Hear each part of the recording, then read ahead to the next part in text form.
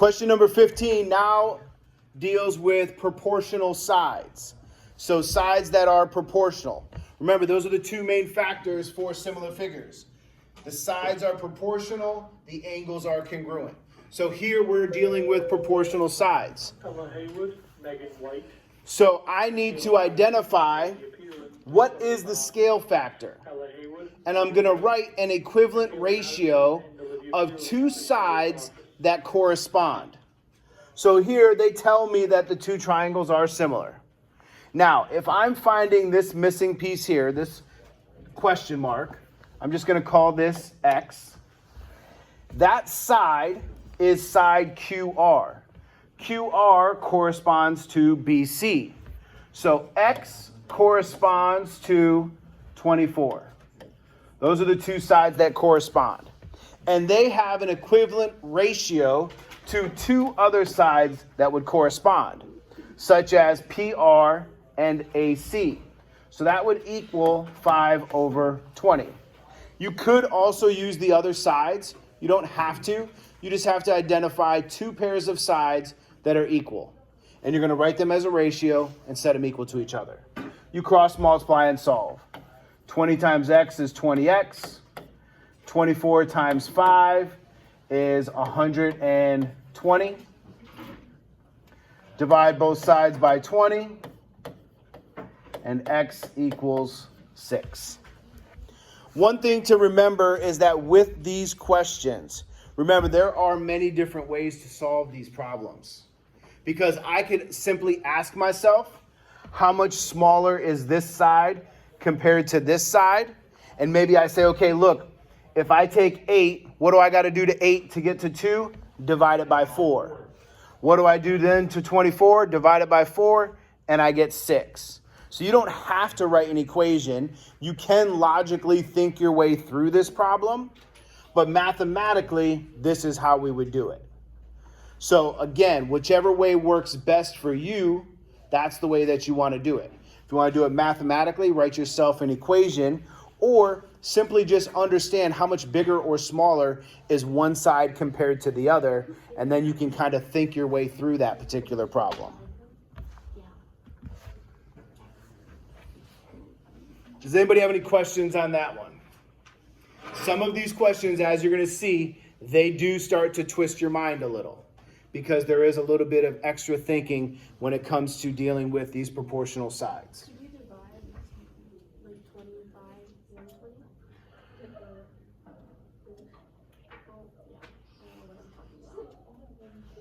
That's what I did do here. I know.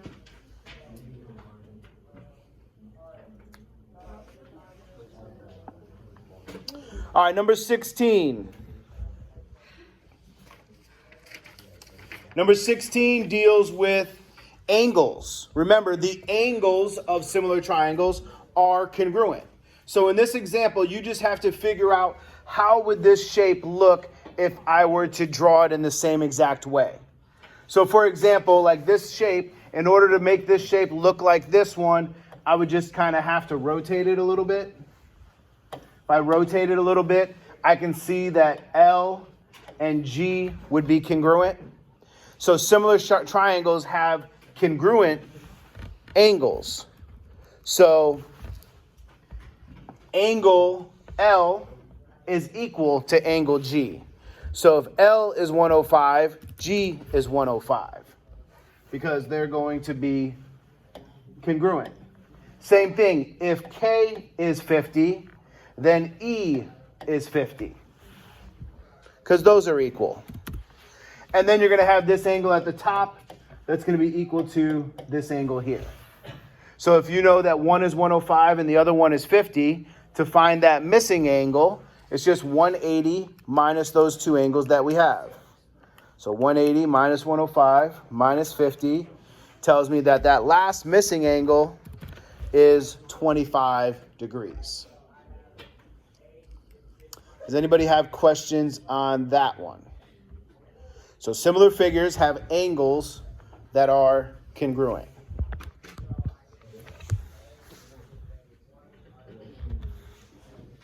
Number 17. Now you're dealing with whether or not triangles are similar. and you're identifying the postulate that would state so. So remember, we have three similarity postulates: angle-angle similarity, side-side-side similarity, and side-angle-side similarity. Those are the three ways that we identify whether or not two triangles are similar. So in order to do this problem, you have to look at each one of these diagrams and figure out, are they similar? And if they are, you're going to say yes, and then you're going to say, why are they similar? And then you're going to name the triangles that are similar. So this one also, you have to be very diligent with how you're thinking about these particular problems.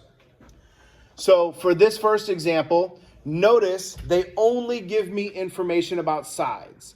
They do not tell me anything about angles. So I can't use angle-angle similarity or side-angle-side.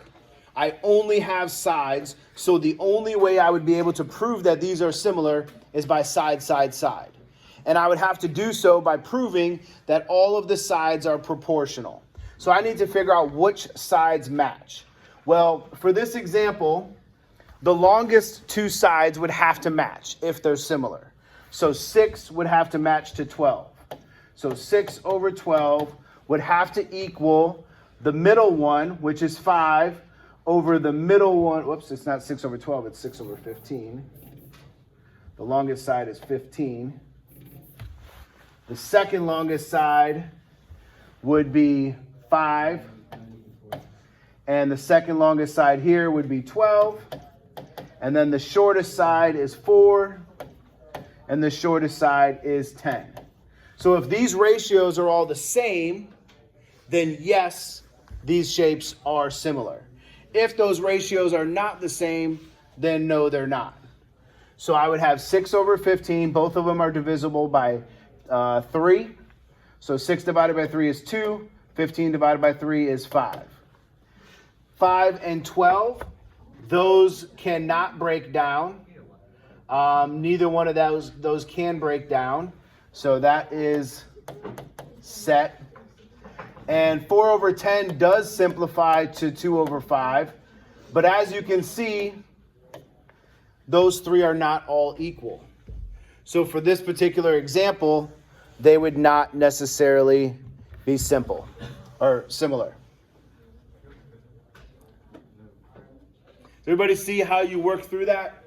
You got to identify the sides and then figure out whether or not the proportions are equal. Question number 2, I only have information on angles. So I need to prove that I have two angles that are equal. If two angles are equal, then yes, they're similar. I can see they both have a 90-degree angle, so I just need one more angle to be similar, to be equal for these two to be similar. So for this example, if I want to find this missing angle of L, 180 minus 90 minus 55 tells me L is 35. I can see that this is 35, this is 35, this is 90, this is 90. Therefore, these two are similar. It's angle-angle similarity. And now I have to write the similarity statement.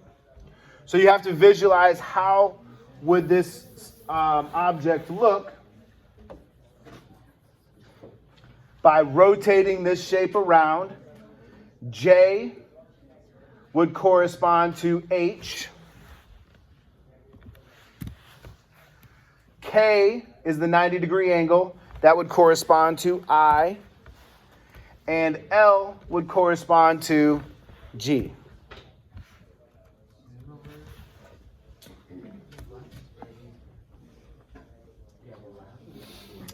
For the last one, if we look at this diagram, they don't give me any information. The only thing that I can prove is that I know I have two vertical angles that are equal.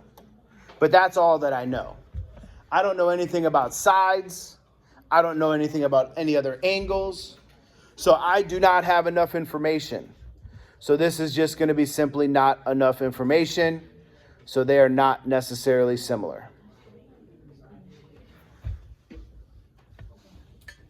So this one takes a little bit of extra thinking to do this problem. You're going to want to do this one. I'd probably put a star on this one. You're going to want to do this one a few times to figure it out. You've got to prove that two angles are congruent. If you have two angles that are congruent, they're similar. This is all chapter 8, yes. All right, we got two more questions. Number 18. Number 18, you're dealing with mid-segments. So the note that I put on the board for mid-segments is this. The mid-segment is 1/2 of the side that it's parallel to. So once you identify a mid-segment, you have to figure out what side is it parallel to, and the mid-segment is half of that. So for this first example, I need to solve. I first want to identify what information they give me, and then figure out what I'm solving for. So I have QR is 40. I have SU is 52. And I know PR is 96. That's the information that they give me. Now, I need to first find PQ. Well, PQ is this side right here. You have to identify what mid-segment is parallel to that side. Well, the mid-segment that's parallel would be this one. And the mid-segment is half of the side that it's parallel to. So if this is 52, then PQ is 52 times 2, which would be 104. Now PT is just this piece of that side.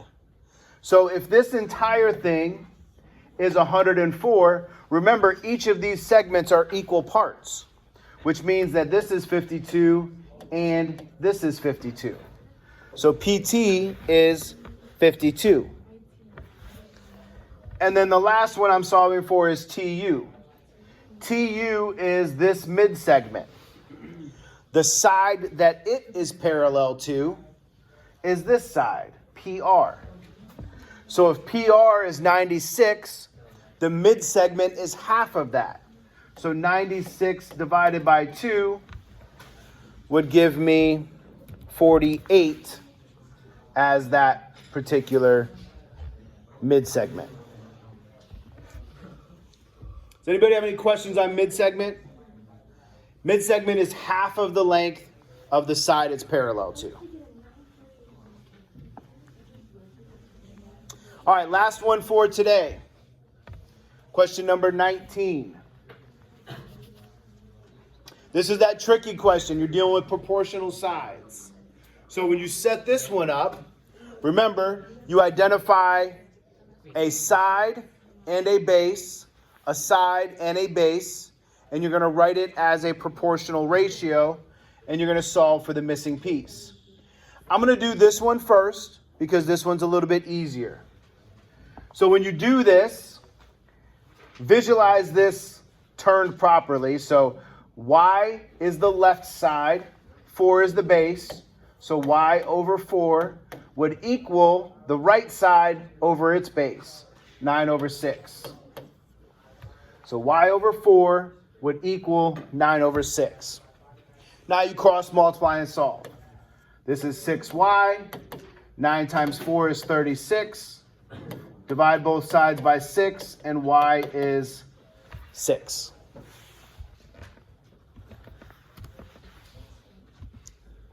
So you just write it as the left side over the right side. Write it as a fraction, set them equal to each other, cross multiply and solve. Now you're going to do the same thing here. Identify the left side. So 8 over X equals the right side. Now, we have the 4, but this is not 6. Don't get confused here. That piece right here, this is not 6. This is 6 minus X. Because the entire length is 6. This piece is X. So that little piece is 6 minus X. So it's 4 over 6 minus X. Now we can go ahead and solve for x. Yeah. So my problem, the whole length is my y, and the half length or whatever, they give me the number. So what you're going to want to do is call that piece that is at the bottom.